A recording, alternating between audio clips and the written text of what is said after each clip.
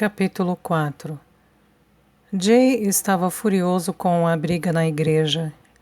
Enfurecia-o ver alguém querer ultrapassar a sua classe social.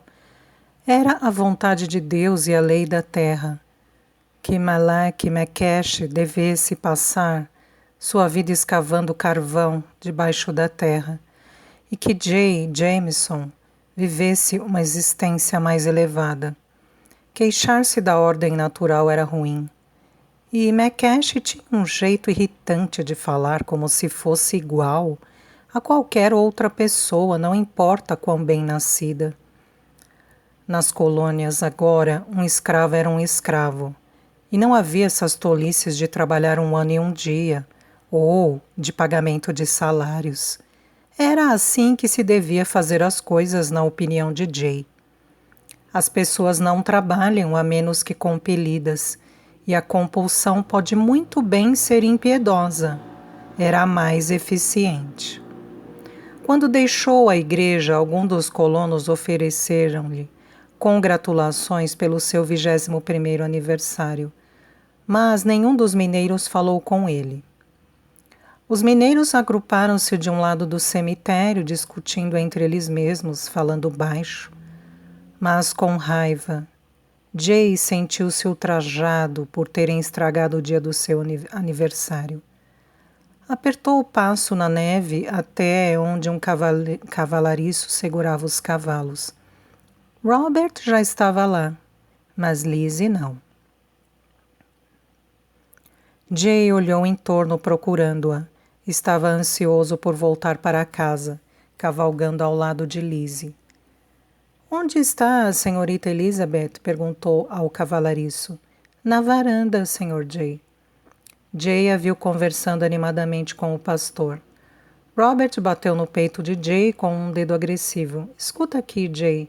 Deixa Elizabeth Rayleigh em paz, está entendendo?" A expressão do rosto de Robert era beligerante. Cruzar com ele naquele estado de espírito podia ser perigoso. Mas a raiva e o desapontamento deram coragem a Jay. "De que diabos você está falando?" perguntou agressivamente. "Você não vai se casar com ela, sou eu que vou." "Não quero me casar com ela." "Então não flerte com ela."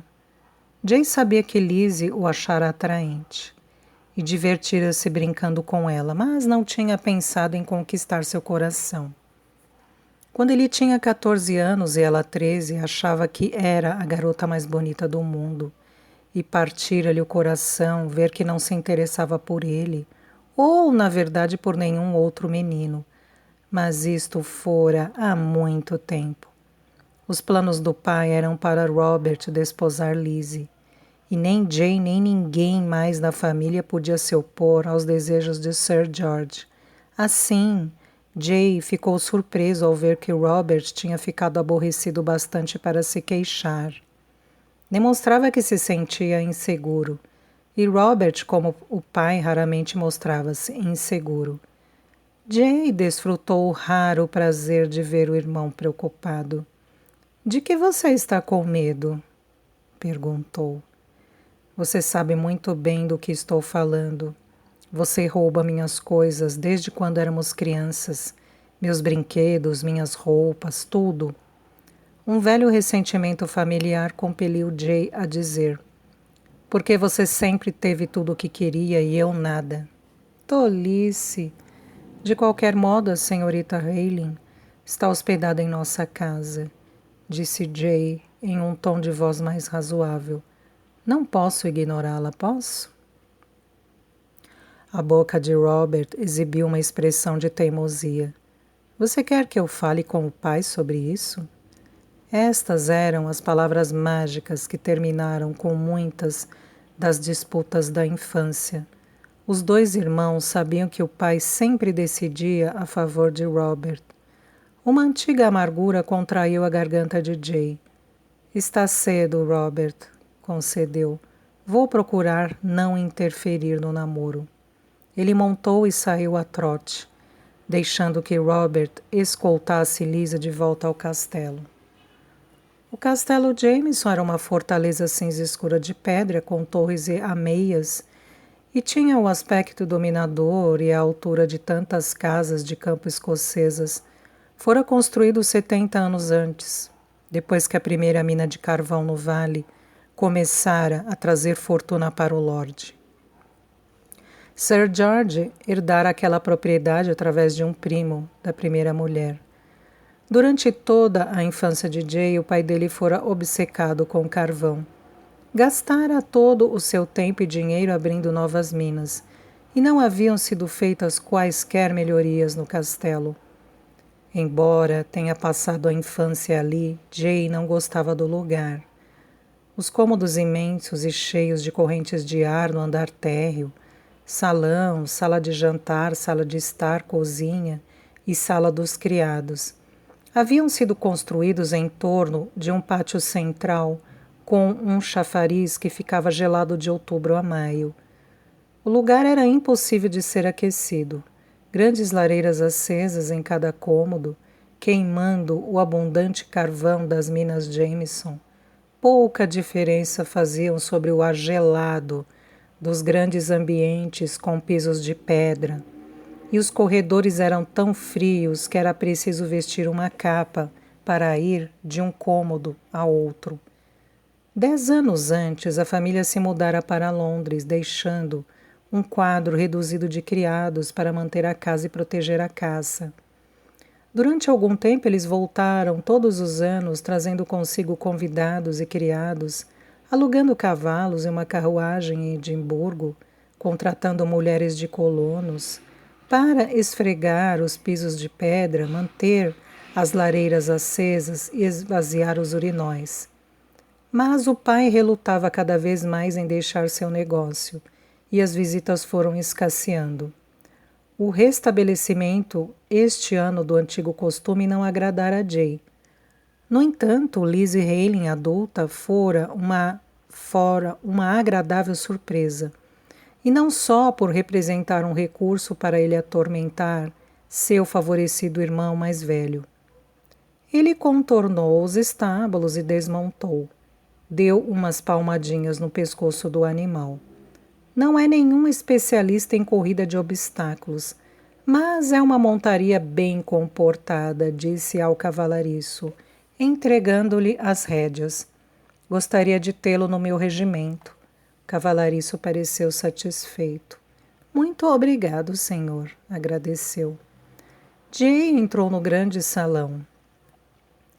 Era um espaço enorme e lúgubre, com os cantos tão escuros que neles a luz das velas praticamente não penetrava. Um tristonho cão veadeiro estava deitado sobre um velho tapete de pele, diante do fogo. Jay cutucou o animal com a ponta da bota e fez com que saísse do caminho para que pudesse aquecer as mãos. Acima da lareira ficava o retrato da primeira mulher do seu pai, a mãe de Robert, Olive. Jay odiava aquela pintura. Lá estava ela, solene e com ar de santa, olhando com desprezo a todos que vinham vê-la. Tinha pegado uma febre e morrido de repente aos 29 anos. Seu pai se casara de novo, mas nunca esquecera o primeiro amor. Tratava Alicia, a mãe de Jay, como uma amante, um joguete sem status ou direitos, e fazia com que Jay se sentisse quase como um filho ilegítimo. Robert era o primogênito, o herdeiro, o especial. Jay às vezes tinha vontade de perguntar se ele era fruto de uma imaculada conceição, se tinha nascido de alguma virgem. Ele deu as costas para o retrato. Um lacaio lhe trouxe um copo de vinho quente, adoçado, que ele bebeu agradecido. Talvez acalmasse a tensão que sentia no estômago. Hoje, e o pai anunciaria qual seria a parte dele na herança. Sabia que não ia herdar a metade, ou mesmo 1/10 da fortuna do pai. Robert herdaria aquela propriedade, com suas ricas minas e a frota de navios que já administrava. A mãe de Jay o aconselhara a não discutir. Ela sabia que o pai era implacável. Robert não era apenas o filho preferido, ele era o pai redivivo. Jay era diferente, e por isto seu pai o rejeitava. Como o pai, Robert era astuto, impiedoso e perverso com dinheiro.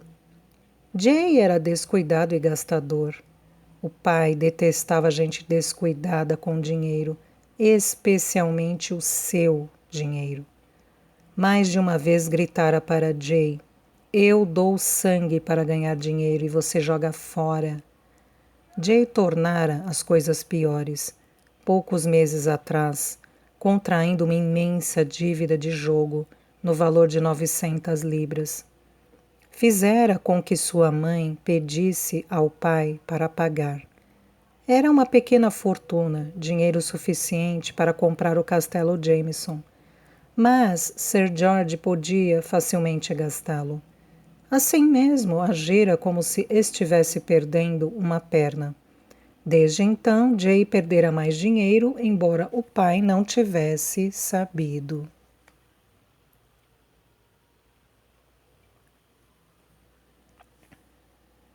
Não discuta com seu pai, ponderou a mãe, e peça algo modesto. Os filhos mais jovens geralmente vão para as colônias. Havia uma boa chance de seu pai lhe conceder a plantação de cana-de-açúcar em Barbados, com o seu solar e os escravos africanos. Tanto ele quanto a mãe tinham falado com o pai a respeito, mas ele não disse que sim nem que não, e Jay tinha grandes esperanças. Seu pai entrou poucos minutos depois, batendo os pés para limpar a neve das botas. Um lacaio ajudou-o a tirar a capa. "Mande uma mensagem para Rachet", disse o pai ao homem. "Quero 2 guardas na ponte 24 horas por dia. Se Macash tentar deixar o vale, eles deverão prendê-lo." Havia apenas uma ponte atravessando o rio, mas existia outra saída. Jay perguntou: "E se Macash sair pela montanha?" "Com este tempo? Ele pode tentar. Assim que soubermos que fugiu, podemos mandar um grupo, contornar pela estrada e fazer com que o xerife e uma tropa de soldados estejam esperando do outro lado quando ele chegar lá. Mas duvido que consiga." Jay não estava tão seguro assim. Aqueles mineiros eram tão fortes e resistentes quanto os servos, e Macash era um desgraçado obstinado. Mas não discutiu com o seu pai. Lady Halen chegou em seguida. Tinha o cabelo e os olhos escuros como a filha, mas não possuía nem um pouco do brilho e da vida de Lizzie. Era um tanto corpulenta e tinha rosto carnudo marcado por rugas de desaprovação. "Deixe eu pegar o seu casaco", disse Jay, ajudando-a a se livrar do pesado casaco de pele. "Venha para perto do fogo, suas mãos estão frias. Quer um pouco de vinho quente?" "Que bom rapaz você é, Jay", disse ela. "Eu adoraria um pouco de vinho." Os outros foram chegando da igreja, esfregando as mãos e pingando a neve derretida no chão de pedra. Robert conversava com Lizzie obstinadamente, indo de um tópico trivial a outro, como se consultasse uma lista. O pai começou a falar de negócios com Henry Drone, um comerciante de Glasgow, que era parente de sua primeira mulher, Olive. E a mãe de Jay foi conversar com Lady Halen. O pastor e sua mulher não foram, talvez tivessem ficado aborrecidos por causa da briga na igreja. Havia um punhado de outros convidados, a maioria parentes. A irmã de Sir George, seu marido, o irmão mais moço de Alicia, com a mulher e um ou dois vizinhos. Quase todas as conversas eram a respeito de Malak e Macash e sua estúpida carta. Após algum tempo, a voz de Lizzie levantou-se e foi ouvida acima do burburinho das conversas na sala. E, uma por uma, todas as pessoas foram se virando para ouvi-la. "Mas por que não?" ela estava dizendo. Quero ver com os meus próprios olhos. Uma mina de carvão não é lugar para uma dama, acredite-me, disse Robert gravemente. O que é que há? Quis saber Sir George. A senhorita Helen quer descer numa mina? Acredito que eu deva saber como é, explicou Lizzie. À parte outras considerações, roupas de mulher tornariam a visita quase impossível, disse Robert. Então eu me disfarço de homem, retrucou ela. Sir George deu uma risada. Há umas garotas que eu conheço que conseguiriam se disfarçar bem, disse ele. Mas você, minha cara, você é bonita demais para isso. Obviamente ele achava que aquilo fora um cumprimento inteligente e olhou em torno em busca de aprovação. Os outros riram, respeitosamente. A mãe de Jay cutucou o pai dele e disse qualquer coisa em voz baixa. Ah, sim, disse Sir George. Todos estão com os copos cheios? E sem esperar por uma resposta, ele prosseguiu. Vamos beber ao meu filho mais moço, James Jameson, conhecido de todos como Jay, pelo seu 21º aniversário. Au, Jay! Todos brindaram e as mulheres se retiraram para preparar o jantar.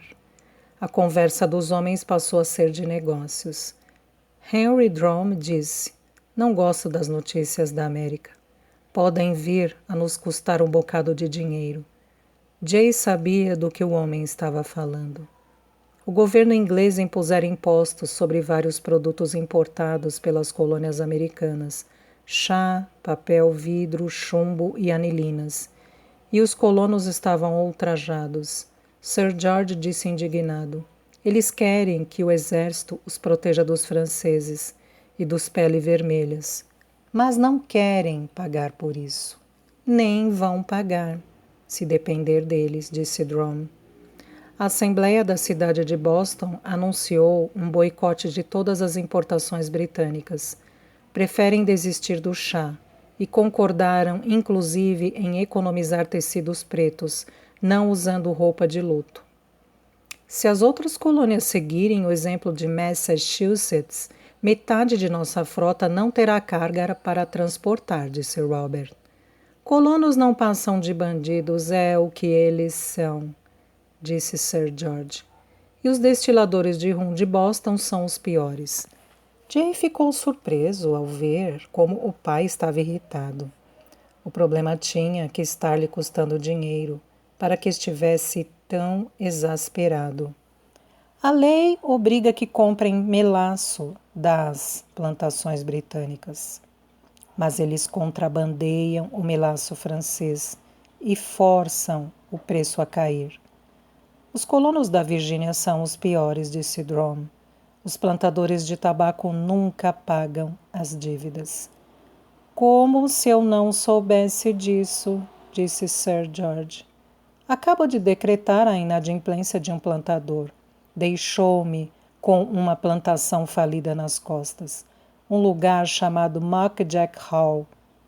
Graças a Deus não há imposto de importação sobre prisioneiros, disse Robert. Houve um murmúrio geral de aprovação. A parte mais lucrativa do negócio de transporte marítimo de Jameson era o transporte de criminosos condenados para a América. Todos os anos, as cortes sentenciavam diversas centenas de pessoas ao desterro, uma alternativa ao enforcamento, como punição para crimes tais como furto, e o governo pagava 5 libras por cabeça ao armador. 9 em cada 10 condenados cruzava o Atlântico em uma embarcação de Jameson. Mas o pagamento efetuado pelo governo não era o único dinheiro a ser ganho. Os condenados eram obrigados a trabalhar 7 anos sem remuneração, o que significava que podiam ser vendidos como escravo de 7 anos. Os homens valiam de 10 a 15 libras, as mulheres de 8 a 9 e as crianças menos. Com 130 ou 140 condenados empilhados no porão, ombro a ombro, como peixes em uma cesta, Robert podia contabilizar um lucro de 2.000 libras, o preço de compra do navio, em uma única viagem.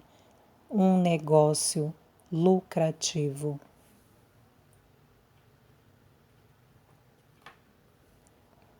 Tem razão, concordou o pai, esvaziando seu cálice. Mesmo isso, contudo, pode acabar, caso os colonos imponham sua vontade. Os colonos se queixavam daquele comércio constantemente, embora continuassem a comprar os condenados. Tamanha era a falta de mão de obra barata. Ressentiam-se com a pátria-mãe por descarregar sua escória em cima deles e culpavam os condenados pelo aumento da criminalidade. Pelo menos as minas de carvão são confiáveis, disse Sir George. São a única coisa com que se pode contar hoje em dia. É por isto que Maccash tem que ser esmagado. Todo mundo tinha uma opinião sobre Maccash, e diversas conversas irromperam ao mesmo tempo. Sir George, no entanto, parecia querer dar o assunto por encerrado, pois, adotando um tom jocoso, virou-se para Robert. O que me diz da jovem Hayley, hein? Uma pequena joia, se quer saber o que acho. Elizabeth tem o temperamento muito forte, disse Robert dubiamente. É verdade, disse o pai com uma risada. Lembro quando matamos o último lobo aqui, nesta parte da Escócia, 8 ou 10 anos atrás, e dela insistindo para criar os filhotes. Costumava andar por aí com 2 lobinhos na trela. Nunca ninguém viu uma coisa daquelas na vida. Os guarda-caças ficaram furiosos. Disseram que os filhotes iam fugir e se tornar uma ameaça, mas eles morreram por sorte. Ela pode dar uma esposa problemática, disse Robert. Nada como uma égua briosa, sentenciou Sir George. Além do mais, o marido sempre tem a última palavra, seja como for. Você poderia se sair muito pior, ele baixou a voz. A mansão foi confiada à guarda de Lady Helene como curadora, até que Elizabeth case. Como a propriedade de uma mulher pertence ao seu marido, tudo passará a pertencer ao noivo no dia em que ela se casar. Eu sei, disse Robert. Jane não sabia, mas não se surpreendeu. Poucos homens se sentiriam felizes em legar uma propriedade de certa importância a uma mulher. Sir George continuou. Deve haver 1 milhão de toneladas de carvão no subsolo de Highglen. Todos os veios seguem naquela direção. A garota está sentada em cima de uma fortuna. Perdoe a vulgaridade. Ele deu uma risada de desdém. Robert mostrou-se caracteristicamente obstinado. Não estou seguro sobre o quanto ela gosta de mim. O que é que há para desgostar? Você é jovem, vai ser rico, e quando eu morrer será baronete. O que mais pode uma garota querer? Romantismo? Respondeu Robert. Ele pronunciou a palavra com desgosto, como se fosse uma moeda desconhecida, oferecida por um comerciante estrangeiro. A senhorita Hayley não se pode dar ao luxo de ser romântica. Não sei, não, retrucou Robert. Lady Hayley vive endividada, desde que me entendo por gente. Por que não poderia continuar devendo para sempre? Vou lhe contar um segredo, disse Sir George. Ele deu uma olhada por cima do ombro para assegurar-se de que não o estavam ouvindo. Você sabe que ela já hipotecou toda a propriedade? Todo mundo sabe disso. Acontece que eu sei que seu credor não está disposto a renovar, Robert disse. Mas certamente que ela poderia levantar o dinheiro com outra pessoa e pagar ele. Provavelmente, concordou Sir George. Mas ela não sabe disso. e seu consultor financeiro não lhe dirá: já me certifiquei disto. Jay perguntou-se que propina ou ameaça seu pai teria usado para subornar o consultor de Lady Helen. Sir George deu uma risada sarcástica. Como está vendo, Robert? A jovem Elizabeth não pode se dar ao luxo de dizer-lhe um não. Neste momento, Henry Drum afastou-se da roda onde conversava e aproximou-se dos 3 homens da família Jameson. Antes de entrarmos para a ceia, George, tenho que pedir-lhe uma coisa. Sei que posso falar à vontade na frente dos seus filhos, claro. Os problemas na América me atingiram seriamente. Fazendeiros que não podem pagar suas dívidas e assim por diante. E receio que não vá poder cumprir minhas obrigações com você neste trimestre. Era óbvio que Sir George tinha emprestado dinheiro a Henry. Normalmente o pai era brutalmente prático com seus deveres. Ou pagavam ou iam para a cadeia. Agora, contudo, ele disse: eu compreendo, Henry. Os tempos estão difíceis. Pague-me quando puder. O queixo de Jay caiu, mas um momento depois percebeu por que seu pai estava sendo tão clemente. Drum era aparentado com a mãe de Robert, Olive, e o pai estava sendo bonzinho com Henry por causa dela. Jay sentiu-se tão enojado que se afastou. As senhoras voltaram. A mãe de Jay exibia um sorriso contido, como se guardasse um segredo engraçado. Antes que pudesse perguntar-lhe o que era, chegou outro convidado, um estranho de terno cinzento. Alicia falou com ele e depois levou-o a Sir George. Este é o Sr. Cheshire, disse. Veio em lugar do pastor. O recém-chegado era um homem com o rosto marcado por bexigas, de óculos e com uma peruca antiquada de cachos. Embora Sir George e os homens mais velhos ainda usassem perucas, os mais jovens raramente o faziam, e Jay nunca pusera uma na cabeça. O reverendo Sir York manda pedir desculpas pela sua ausência, disse o Sr. Cheshire. Não precisava, disse Sir George, virando-se para ir embora. Não estava interessado em religiosos jovens e obscuros. Foram jantar. O aroma da comida se misturava ao cheiro da umidade que se desprendia das cortinas velhas pesadas. A mesa comprida tinha sido arrumada com fartura e requinte. Quartos de veado, carne de boi e porco, um salmão assado inteiro e algumas tortas. Mas Jay mal conseguia comer. Será que o pai iria lhe dar a propriedade de Barbados? E se não fosse a de Barbados, seria o quê? Era difícil ficar ali sentado e comendo, enquanto seu futuro estava prestes a ser decidido. De certa forma, ele praticamente não conhecia o pai. Embora vivessem juntos, na casa da família em Grosvenor Square, Sir George estava sempre no depósito no centro da cidade com Robert. Jay passava o dia com o seu regimento. Às vezes, se encontravam rapidamente no desjejum e ocasionalmente na ceia. Mas a ceia de Sir George costumava ser servida no seu estúdio, enquanto ele examinava os documentos. Jay não era capaz de adivinhar o que o pai faria. Assim, brincou com a comida e esperou. O Sr. Cheshire mostrou-se ser uma presença levemente embaraçosa.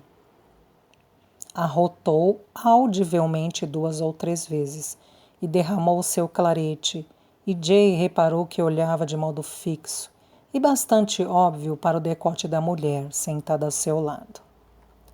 Eles se sentaram às 3 horas, e quando as senhoras se retiraram, a tarde de inverno já estava se transformando em noite. Assim que elas se afastaram, Sir George mudou de posição em sua cadeira, vulcanicamente. Assim é melhor, disse.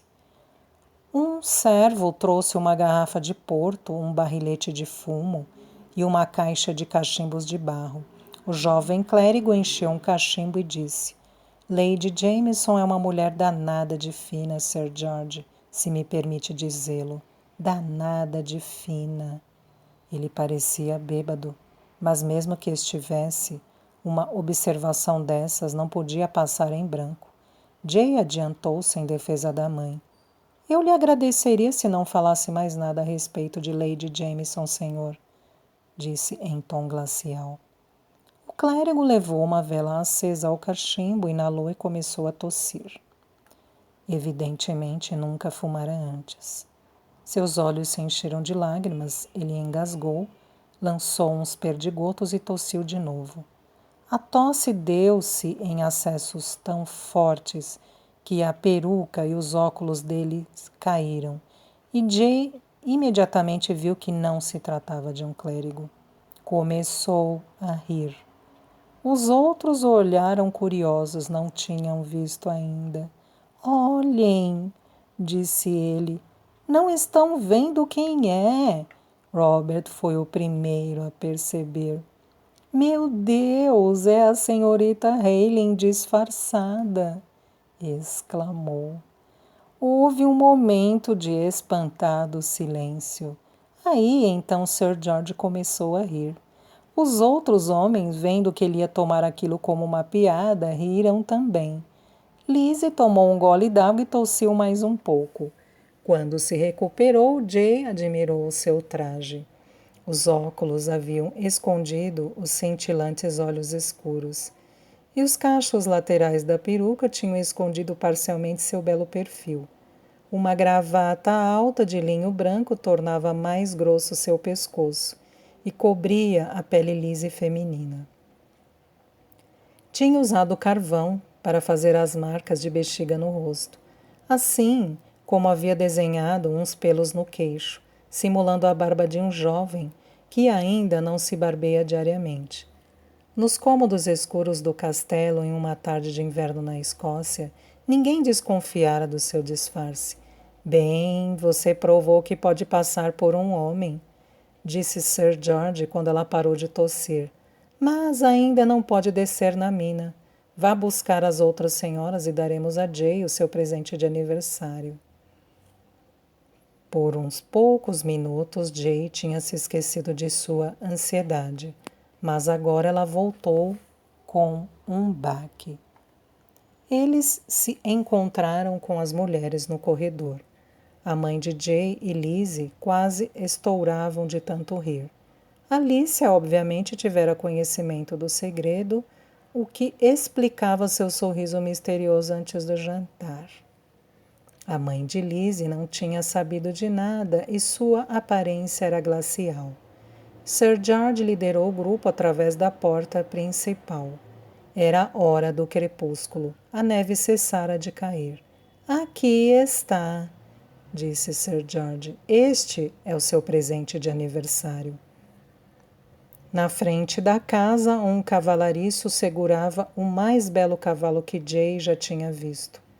Era um garanhão branco com cerca de 2 anos e as linhas esguias dos cavalos árabes. Toda aquela gente o deixava nervoso, andando de lado e forçando o cavalariço a puxar o bridão para que ficasse quieto. Seus olhos tinham um brilho selvagem e Jay soube instantaneamente que o animal devia correr como o vento. Ele estava perdido em admiração, mas a voz de sua mãe atravessou seus pensamentos como uma lâmina. Isto é tudo? Quis saber ela. O pai disse. Ora, Alicia, espero que você não vá ser desagradável. Isto é tudo? Repetiu ela. E Jay viu que seu rosto estava retorcido numa máscara de raiva. Sim, admitiu ele. Não havia ocorrido a Jay que aquele cavalo estava sendo dado a ele no lugar da propriedade de Barbados. Olhou fixamente para seus pais enquanto a percepção se consolidava. E o amargor que sentiu foi tamanho que não podia falar. Sua mãe falou por ele. Nunca a vira tão enfurecida. Este é seu filho, exclamou, a voz estridente de ódio. Está fazendo 21 anos de idade. Tem direito à parte que lhe cabe na vida. E você lhe dá um cavalo. Os convidados olhavam, ao mesmo tempo fascinados e horrorizados. Sir George ficou vermelho. Ninguém me deu nada quando fiz 21 anos, retrucou furioso. Nunca herdei nenhum par de sapatos. Oh, pelo amor de Deus, disse ela desdenhosamente. Todos nós sabemos como seu pai morreu quando você tinha 14 anos e você trabalhou em um moinho para sustentar suas irmãs. Mas isto não é motivo para condenar à pobreza o seu filho, é? Pobreza? Ele abriu as mãos para indicar o castelo, a propriedade e a vida que acompanhava tudo aquilo. Que pobreza! Ele precisa de independência. Pelo amor de Deus, dê-lhe a propriedade de Barbados. Ela é minha, protestou Robert. O queixo de Jay por fim destravou e ele reencontrou a voz. A plantação nunca foi administrada adequadamente, disse ele. Pensei em dirigi-la como um regimento, fazendo com que os negros trabalhassem mais e assim por diante, de modo a torná-la mais lucrativa. Você acha realmente que seria capaz disso? Perguntou seu pai. O coração de Jay deu um salto. Talvez o pai mudasse de ideia. Acho, exclamou ansiosamente.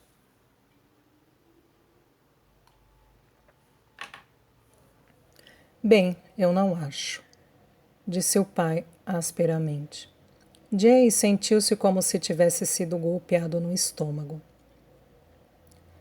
Não acredito que você tenha a menor ideia de como dirigir uma plantação ou qualquer outra empresa, acrescentou Sir George irritado. Acho que é melhor você continuar no exército, onde lhe dizem o que tem de fazer. Jay estava atônito. Olhou para o belo garanhão branco. Jamais montarei aquele cavalo, disse. Leve-no embora. Alicia falou com Sir George. Robert vai ficar com o castelo, as minas de carvão, os navios e tudo mais. Ele tem de ficar com a plantação também. Ele é o filho mais velho. Jay é mais moço, mas não é nada. Por que Robert tem que ter tudo? Por causa da mãe dele, respondeu Sir George. Alicia fulminou Sir George com um olhar e Jay percebeu quanto sua mãe odiava o marido. E eu também, pensou. Eu odeio meu pai. Maldito seja você, então, disse ela, provocando exclamações chocadas dos convidados. Que você seja maldito e mergulhe no fogo do inferno. Com isto, ela se virou e entrou na casa.